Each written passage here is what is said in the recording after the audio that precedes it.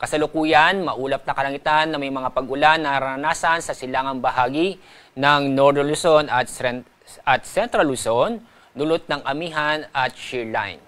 Yung shear line ay ito'y salubungan ng malamig na hangin at mainit na hangin kung saan nabubuo ang mga thunderstorm.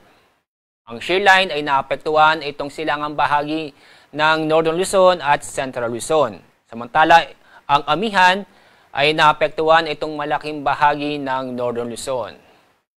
Sa mga oras ito, wala po tayong namomonitor na bagyo o low pressure area sa loob at sa labas ng ating Philippine Area of Responsibility. Itong shear line at amihan ay patuloy na makakapekto sa malaking bahagi ng Northern Luzon bukas. Pero inaasahan po natin ang shear line ay kikilos patimog at aabot sa silangang bahagi ng Southern Luzon pagdating ng linggo. Dahil sa inaasahan po natin ang paglakas ng amihan. Itong amihan ay inaasahang maapektuhan itong malaking bahagi ng Luzon sa araw ng linggo. Kaya makakaranas po tayo ng malamig na panahon dito sa Metro Manila. Sa araw nito, inaasahan po natin ang maulap na kalangitan na may mga kalat-kalat na pag-ulan at isolated thunderstorms sa malaking bahagi ng Northern Luzon, lalo-lalo na sa Cagayan Valley at Cordillera. Sa lalabing bahagi ng Luzon kasama ang Metro Manila, inaasahan po natin na maganda at maliwalas ang panahon kung saan makakaranas po tayo ng bahagyang maulap hanggang sa maulap na kalangitan, maliban sa mga isolated na mga pag-ulan dahil sa mga localized thunderstorm.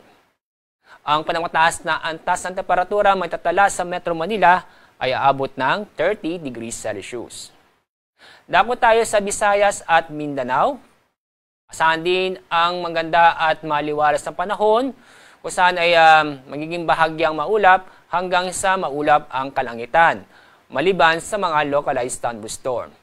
Sa mga kababayan po natin sa Zamboanga at sa Davao, mas mainit na panahon ang inaasahan po natin ngayong araw dahil ang inaasahan po natin na antas ng temperatura ay aabot ng 33 hanggang 34 degrees Celsius. Ngayon, wala po tayong gale warning. Ibig sabihin po, wala tayong inaasahang matataas ng alon sa ating mga karagatan sa buong bansa. Kaya safe namang pumalaot ng ating mga kababayan. Pero paalala, mag-ingat pa rin dahil sa mga nabubuong mga thunderstorm. Ang araw sisikat mamaya pong 6:11 ng umaga. Ang araw lulubog sa ganap na 5:28 ng hapon.